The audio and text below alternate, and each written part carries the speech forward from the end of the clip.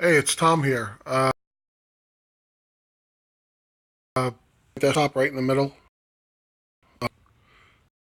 I actually did that online app creator. That really does is the URL on my news, my technology news aggregator site, right? Which has currently RSS feeds. It's very convenient. It's tech.net right now. Techbait.net. You can make your home page through a browser. Why would you need an app? You don't really need the app, but the app is convenient. It's right there on your desktop. You don't have to worry about losing the URL, losing the shortcut. It's right there in a little app. I can't put a store. At least I'm hesitating because you I'm not sure all it is a news aggregator app, and it's made from one of those template sites where you just create it there. But I could put it on my sites for download, and I might. I mean, you could just download it. The only thing you got to do is temporarily turn off in Android untrusted sources, and then install it. It's clean. There's no viruses or anything on it, and then re-enable that afterwards because you don't want to go without that enabled all the time. So anyway, I'm just going to pull that up here. And again, you could just hit it from your web browser. You don't need an app. It's just a website. But I find it. I made this for my own use actually. But it's kind of cool. Uh, my phone's actually running, doing updates right now, so things are kind of slow. So obviously I start off with crypto. That's the big hot tech topic. And what I'm looking at here is an article. Where is it? There it is. What if Satoshi Nakamoto sold all of his Bitcoin today? I click on that and it brings up the linked article in a web browser. That's how this little app works. Same way the website works. Opens up in a new tab. So again, my phone is actually running really slow right now. I need to maybe do a reset on it. Always happens to me. Every phone I've ever had, a year into owning it, they slow down tremendously for no real reason. I keep my stuff clean. I'm constantly deleting cache and everything. So anyway, here we go. What if Satoshi Nakamoto sold all of his Bitcoin today? So this article is like, I guess, a mental exercise, or a what if. It's always fun to think what if. So what if this guy, whoever he is, nobody really knows who he is. It's been theorized. The NSA thinks they know who he is based on handwriting analysis or something like that. But this guy's essentially could be the richest man on earth in Bitcoin, or anything really at the value, what the value of Bitcoin is today, because he owns about 1 million Bitcoin. Excuse me, I have a cold. So this guy owns whoever this guy. Some people say it could be a consortium of people, a group of people. I tend to think it's one person, but who knows? So anyway, this guy or whatever owns 1 million Bitcoin. That's just amazing. Well, back when it was worth nothing, you could easily you could create and own 1 million. I mean, he was essentially the creator, so why not? Talk about getting it on the ground floor. So this article's talking about the power of one man. What if he dumped all of his coin? What would happen to the Bitcoin market? The price would tank. It would be pandemonium, whatever. I don't know what incentive he would have to do this, but except maybe making himself worthless financially. I don't know what the incentive to do that is, unless he was like the Joker in Batman, right? Some men just like to see the world burn. I mean, that's or the crypto world burn. That's the only reason I could possibly see why this person would do that.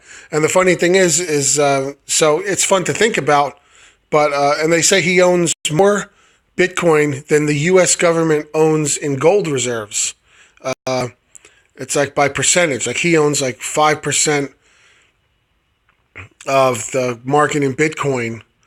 The U.S. government owns a little over 4% of the world's gold reserves, gold supply. So he owns more Bitcoin than the U.S. government owns gold. And gold is really the only thing, even though the fiat currencies aren't technically backed by gold, they're not on the gold standard. These governments still have to own something. So anyway, he's got all this power, but other than this being a fanciful, mental exercise of what if, I don't, I don't know, what else is it? So it's interesting in the comments, somebody mentions, someone mentions, let's go back to techbait. In the comments, somebody mentions that he's lost his private keys. Could you imagine? And it's possible, right? People lose their stuff all the time. People get hacked.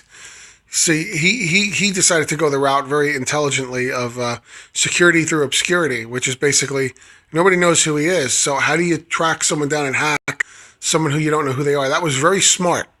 Okay, very smart to go underground like that, because a lot of people with their egos would be like, hey, I'm the guy. I'm going to do these talk shows. I'm the billionaire. I'm the guy who invented Bitcoin. But in doing that, you'd open yourself up to all kinds of crazy, who knows what, right? I mean, I have cousins who buy and sell jewelry at flea markets, and somebody cased them out and woke them up one night with guns to their heads. They didn't have a burglar alarm and could have been killed.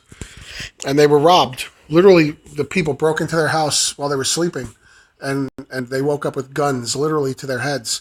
So could you imagine somebody like Satoshi Nakamoto, whoever that is, being like the richest person?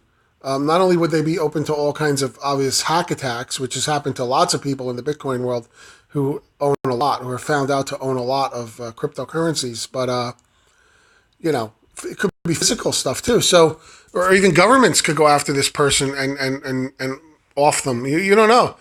This is, look at how governments are reacting to cryptocurrency.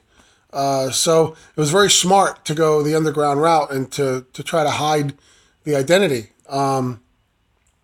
But it's been speculated, someone threw out there, maybe they lost their private keys and these Bitcoin are forever locked up because of that. That'd be amazing, but it's possible. I mean, people lose their stuff.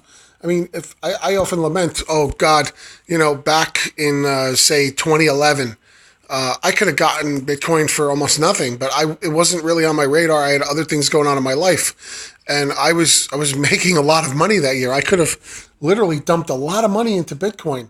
I could have been a multi-millionaire today. But at the same time, in those days, honestly, I don't know about the exchanges, how easy it would be to own. You'd have to have the hardware wallets.